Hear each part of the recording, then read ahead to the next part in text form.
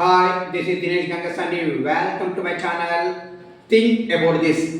కేసీఆర్ ప్రభుత్వం అధికారంలో ఉన్నన్ని రోజులు కాంగ్రెస్ నాయకులు కేసీఆర్ తెలంగాణని తాగుబోతుల రాష్ట్రంగా మారుస్తున్నాడని, మేము అధికారంలోకి వచ్చిన తర్వాత మొత్తంగా బెల్ట్ షాపులు ఎత్తేసి తెలంగాణని కాపాడుతామని చెప్పేసి ప్రకటనలు చేసినటువంటి కాంగ్రెస్ నాయకులు మరి ఇప్పుడు అధికారంలోకి వచ్చిన తర్వాత ఎన్ని బెల్ట్ షాపులు మూసివేయించారనేది స్పష్టం చేయాలండి.